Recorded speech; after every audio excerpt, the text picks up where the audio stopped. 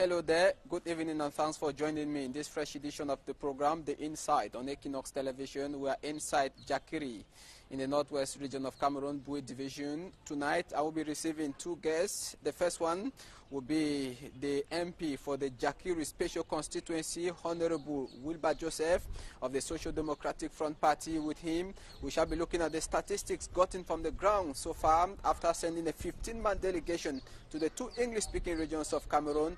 Honorable Wirba Joseph will be telling us how many persons died equally in this edition of the program.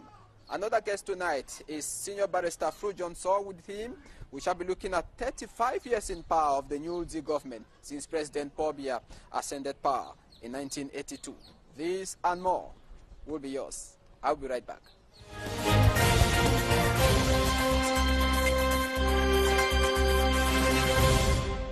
Honorable Wirba Joseph will be my first guest tonight. You're welcome back to join me. This is The Inside. You're watching on Equinox Television.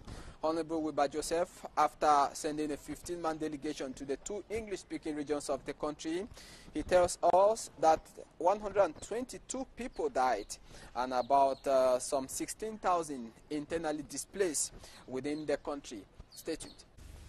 There is a lot that's been happening to our country.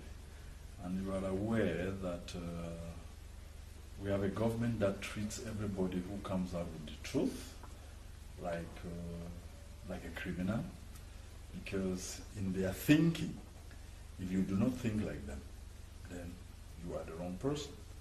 So I want to welcome you here and to say the reason for which we are having this brief is because I thought it was necessary for us to sit down and review the events of the past few weeks. The 22nd of September, the 1st of October, which have brought untold violence, government violence on our people. You were asking about my delay. If you have come to know my style, I do not talk from the top of my head. The first thing is, I was shocked as what this government would still think it would do with this kind of 15th century political tactics of shooting down anybody who disagrees with it. So I was shocked. And in that shock and in my observation, what they had done, my heart was broken. I didn't want to invite anybody and sit here and start weeping like a schoolboy. So I needed to give myself time. Meanwhile, I also had teams on the ground with whom I was working to assess the actual situation, so that when we sit down to talk, we are talking facts, not hearsay and not presumptions. So that's why it took me this long, because I'm a very emotional person. That's why most of the times when issues come up at the National Assembly and I'm hot about it, you find me screaming, because it goes straight to my heart. So the amount of violence, what this government has done to our people is heartbreaking. And I only came to the conclusion, which I had known before anywhere, that any government, any organization, public or private, that can do this to people they claim are theirs, would only be people who are doing it out of one human emotion, which is hate. And it is dangerous when a government proves that it hates a segment of its population, talk less of one that had a state of its own and brought it into a union with those who are today killing them. It is shocking. So I needed to take my time to come over this, to gather my facts, and then get on to this kind of discussion, because it took me to 10 different towns and sites to observe for myself, whereas the commission members we sent out were working in all the 13 divisions in order to bring us a comprehensive assessment of what damage government violence have done to our people. And the commission's work has been almost reconfirmed by other organizations, human rights organizations. Our commission's work has come up with 122 people dead in connection with the violence that began on the 1st of October, and which to us is still ongoing because a lot of people are still being chased around the place, and we don't know who may die again in the process. I can confirm to you that our findings came up with 150 people missing. Missing means their family cannot account for them. They can't trace them. They've never spoken to anybody. They have not contacted anybody, family or friend, from the 1st of October. There are 150 of them. Then our findings also came up with the statistic that 1,894 persons were injured either by direct gunshots, torture, or other forms of violence that the soldiers meted out on the people. 1,894 of them. And we now have at least 16,000 people internally displaced in the northwest and the southwest. One of the things that actually happened that many people did not understand or did not take maybe great notice of was that our people were told or ordered by the governors of the southwest and the northwest for 3 days that there would be no movement. People should stay at home. And the people stayed at home. Then the soldiers moved into these same homes and were shooting, raping, looting anybody they lay hands on. And we now are in a situation where we have people lying home as patients whose bones were just broken, people just moving out of their houses to theater goods or to carry water, just broken up and are lying in hospitals. And there was a chase for every able-bodied adult. And some of these people now had to move to other parts of the country, move to other parts of, wherever they could feel safe. And in the process of taking down our statistics, we then discovered that more than 16,000 people are not home. They have been displaced. They are moving, up and down, trying to find where there is safety. Because now that I speak to you, there still are soldiers, gendarmes, police people going around hunting down people.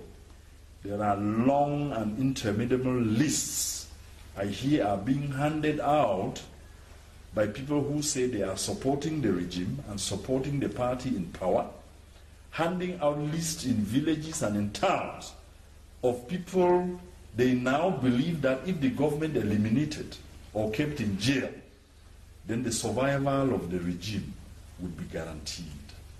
So there are still all of these things going on.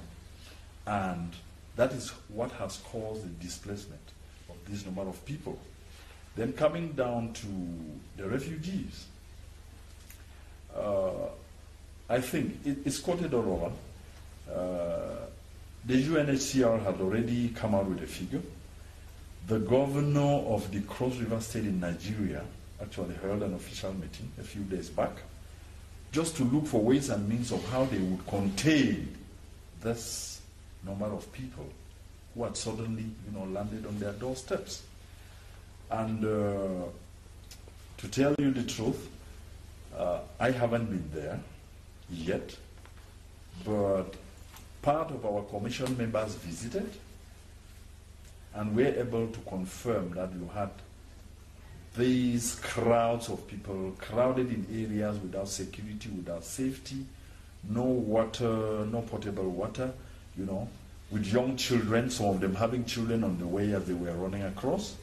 As far as statistics are concerned, you've gotten there from the SDF Member of Parliament for the Jakiri Special Constituency, Hon Wirba Joseph. Now, he equally comes back to the delegation that was recently sent to the two English-speaking regions of the country to preach peace. According to Hon Wirba Joseph, the head of state probably has never spoken specifically on the Anglophone crisis. Take a listen. Most of the time, I prefer to talk about what we are able to do, what I can push on, what the people can do, rather than speculating on what the people who are killing us are doing. So we are now talking about the head of state. Who told you the head of state sent anybody? We have had a crisis in a nation in which 1.2 million children are out of school for 1 year, and the head of state has never, ever said anything. And somebody comes acting his drama in your space, and you believe that the head of state sent him. I don't believe it. So I think it is part of the drama to keep us in slavery. I think it is part of their action to keep blindfolding the English-speaking peoples of Cameroon, because in my understanding of what nations are and what a head of state should be and should do, if children were out of school for 1 week, the head of state should have been coming himself to find out what is wrong. That is why I keep saying these people in governance do not believe in our humanity. By our humanity, I refer to the humanity of the English-speaking people of Cameroon. I found the head of state, when our children were out of school for 8 months, stepping out to talk about how he was ready to put up the infrastructure for the Nations Cup to take place. And the head of state has to send somebody to talk about our children out of school for a year and our people killed in their hundreds. I'm embarrassed. Nobody should talk to me about what the head of state has sent somebody to do. If the head of state can find it easy to talk about football and cannot talk about our children out of school and the killings that have been going on in the Northwest and the Southwest for over a year, then it means the head of state himself and his government do not consider our people part of their nation. Because if they did, we would have been sitting here and discussing that the head of state has been here 5, 6, 7 times to try to solve the problem, which is still unsolved. So don't impress me with anybody who goes acting drama. It's a charade. It's a complete charade. And it is an insult on the blood of our people that has been let. It is an insult on their blood. So I would not want to be wasting my energy on things like that. It is when you recognize people as human that you can recognize that they are equal to you, and the same laws that bind them should bind you. The same laws that send them to jail should send you to jail. If laws are made for them and not for us, then it means that they do not completely recognize our humanity. And if there's anything we have to begin talking about in trying to resolve the issues, the now profound difficulties and issues we have in this country, we will have to step back in there and push this governing class, push them to recognize that we are human just like they are. It surprises me a lot, ladies and gentlemen, to discover that a government minister or a director or a commander of a brigade or of a battalion or a DO suddenly feels that he has the power to order for the killing of citizens. And then when you or me complain about somebody he has killed, he wants to kill you in addition. It's amazing to believe that in the 21st century people still have their heads buried in the sand, to believe, like this government does, that you can do all of these things and then just walk away from it because you explained them, because you gave such a very good explanation for killing people. It doesn't work. Call us terrorists, call us separatists, call us anything. It doesn't change the fact that we are human. If you want any issues resolved with us, you will have to recognize that we are human at equal footing with you. sit down with us and put those issues on the table and start resolving them. Without which, I can guarantee you they are helping break the country and look. It is not any of their preoccupations. If it were, as I told you from the onset, the president of this republic should have been in Boya, in Bamenda, just to say, come in and tell me what is wrong so that we fix it up for the sake of our children. It is not their preoccupation. Their preoccupation is returning the country to normalcy so that they can keep us in slavery. Remember, I said this from the National Assembly rostrum. This government should remember that the people of this territory are not their slaves. It is suddenly that they are discovering that even those people they consider slaves are beginning to take action that can free them. That is their worry. Their concern is not us. Their concern is how they can return the country to normalcy and keep us where we are. So don't tell me anything about being their preoccupation, in quotes. It is not. Because if it were, they would not be killing people in order to make them believe that they can stop what they are doing. In fact, what they have done is harden the hearts of our people, is make them more determined. It should make our people believe that since the government and its own supporters do not believe that we are humans like them, that we deserve the things they have, that we deserve the freedom that we need, then we'll never be able to go anywhere. The slave master has a tactic. Don't accept freedom because it will be worse than the slavery you are suffering under me. That's why you are asking that question. If you believed in freedom, you cannot be talking about why shots are shot, why children are not in school.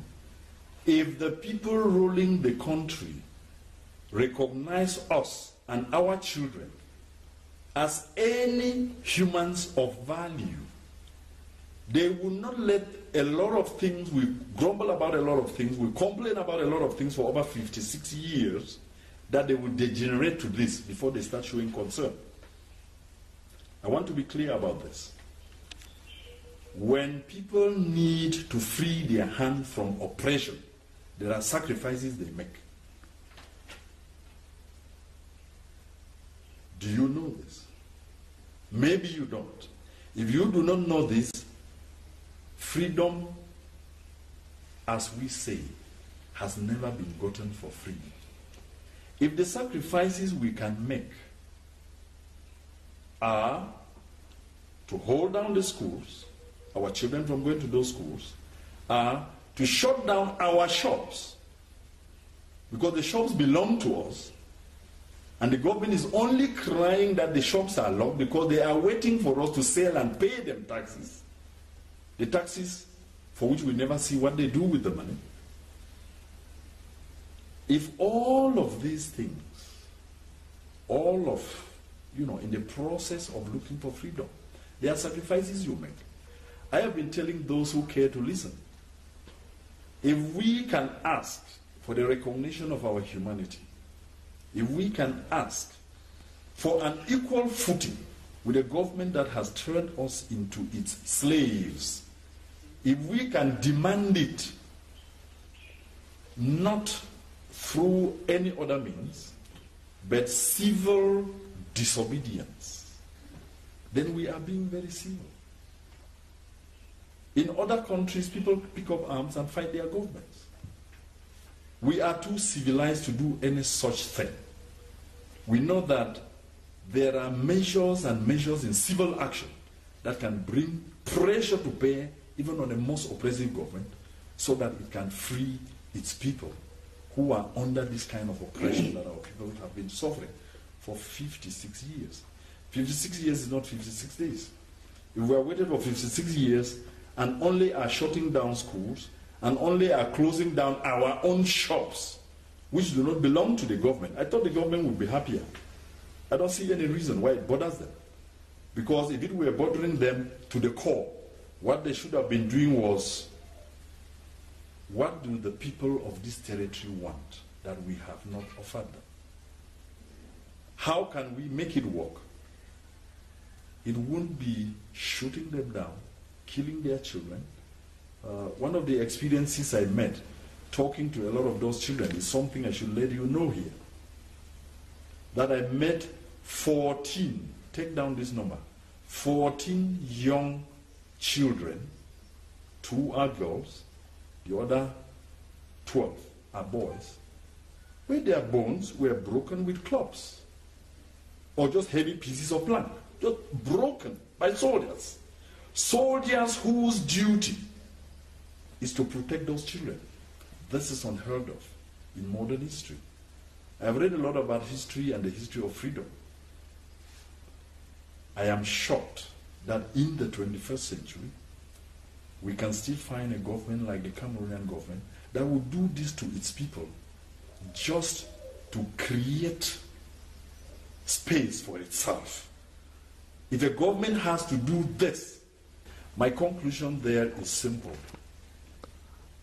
The English-speaking peoples, call them Northwest and Southwest, call them West Cameroonians, call them Southern Cameroonians. It is a reference to the same people. Our people need to come together very, very quickly and put a package, a strong and powerful package, to take towards this government, to tell them where we stand in relation to our mistreatment and the negation of our humanity. We need to do that, and that is a matter of urgency. Now, Honorable Wirba Joseph equally talks about the treatment of Anglophones in Cameroon. He told pressmen that Anglophones in Cameroon are considered as second-hand citizens, that citizens who are not in the first place when it comes to the appointment, when it comes to some special considerations. Honorable Wirba Joseph equally talks about the resignation of some MPs as far as the SDF party is concerned. He says it is good to withdraw and that it is not good to resign from parliament, because when you resign, the power that the people gave you, you are going to lose it. Take a listen to Honorable Wirba. I would like to make a clarity here with you to say that MPs should not for any reason, from the Northwest and the Southwest, resign their responsibilities. Instead, they should withdraw from the assembly that is killing their people in order to prove to both the people and the government that what they are doing is not sustainable and that they cannot swallow it. So there should be a withdrawal from the House of Assembly. I am saying this with comfort and with confidence because I raised the issues there myself. And when the Speaker of the Assembly tells me that issues to do with us cannot be discussed in a certain place, or that they have not come there for that kind of discussion, then it implies that we, the English-speaking peoples of Cameroon, have no place in that house. That is the exact meaning. So nobody is even supposed to be advising the other to withdraw or to resign. If at all of us went there to represent our people. If people went there for other reasons, then they have reasons to be reconsidering. But if a government would do what this government has done to the people who voted you into the National Assembly, and you do not react forcefully, then the meaning is that those people are not represented in you. So we should be able to draw that distinction.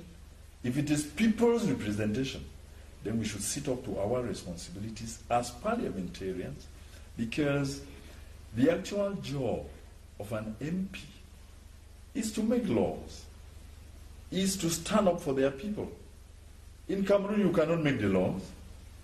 Then when you only want to say it on behalf of your people, the guns come out and are looking for you, it means that this is not a nation, this is not a kind of state we understand.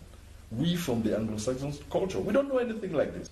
If an MP resigns then he will need another vote to talk on behalf of the people who voted him. But if an MP withdraws, he takes away the power given by his people, away from his people's killers, back to the people. And then he and the people, or they and the people, can now work on how to use that power to prove to that government that it is not doing what the people sent you or they there to do. We have to have this clarity. All right. Then you were talking about the meeting of the party, having met and talking about, yeah, which is a few days back. I'm glad to tell you that I'm hearing it from you, because I am sure that my stand, which my party disapproved, they must have excluded me from everything. I'm hearing about the meeting from you. I hadn't heard about it. So if they were holding a meeting to discuss that, I would just want to mention that, you know, they would have been very, very late to start talking about things like this. Because a party like the SDF, for which people lost their lives, for which people like me sacrificed everything they had, including your famous civil service jobs in Cameroon, to make sure that we hold the party and, you know, change to be brought to Cameroon, that we hold it together. And if I stand up the way I did in the National Assembly, and my party, from its chairman to the rest of the executive, shy away from their responsibilities of standing up and talking on behalf of the people, I can only feel sorry. I can only feel sorry because the people are moving in a totally different direction from where the SDF party is. And if the party feels that it represents or talks on behalf of those people, then it should start doing more than just paying lip service to it. And I believe that the party could have shown its belief in freedom and in the negation of the humanity of the English-speaking peoples of Cameroon by backing publicly and on the parliamentary floor the issues I had raised. If they fail to do that, then I'm absolutely, you know, sorry about that. And I think then that the meaning would be that the SDF revolution is dwindling out, because it was the revolution we started, and I've worked for it all my life. This is the 27th year of my engagement without relent, with all my energy, losing everything I could ever have to protect, putting my own life in danger, the way I'm doing now. And if the party reaches a level where it starts feeling that, oh, well, you know, we could do it half on half and still get what the people want, then they are making a huge, huge mistake. So, without mincing words, my party disappointed me. If by the time we finish this interview, I am shot, can I be in Yaoundé? The answer is no. Why don't we leave future responsibilities to the future and then see how they evolve? Because why I'm saying this is simple. I'm not a free man. I want you to know that. I'm not a free man. Because people are sniffing around, they are, you know, bogging down my children, my family, everybody. They want to know every movement I make. Security is here and there. And the day that one of them chooses to take you out, you can never guarantee. So what I can say is, from me, as an individual, I can only talk for myself. The carnage we have seen and experienced, the things that have happened to our people, done by the same government I stand and cry out to, and it cannot listen to the voice of those same people. If they can come and do this to these people, it will need me asking the people whether I deserve to sit there in their name ever again. It would deserve me asking them that question getting their confirmation before I can do it, because I don't know what else I could do there except they told me. Because my responsibilities as an MP have been taken to the ultimate end. You go to Parliament to represent your people, to talk on their behalf, to make laws that can advance their lives, to oppose issues and things or laws that can be detrimental to their own survival. And I have tried all of this in 3 years, found myself being chased with guns into exile, and I choose of my own accord to return. That return was with one full meaning. I was coming back home to die on behalf of the people I believe in. And if I'm still alive some 4 months after, I can only say thank God that before they look the guns that can take me out, I'm going to continue doing what I'm doing, standing up against this violent government that our people are not their slaves. That is to say, go back to Parliament and continue the job. I already told you just a minute before. Okay. Yes, I already told you that just a minute before, that it will now need, because when you have 100+ people killed in your part of the country because the people were holding a demonstration to demand a certain thing, why should the issue of a state that was brought into this union become taboo, for which hundreds of our people have to die? It's unheard of. It's unacceptable. From Jakiri, you've just heard there the SDF Special MP for the Jakiri Special Constituency, Hon Wirba Joseph.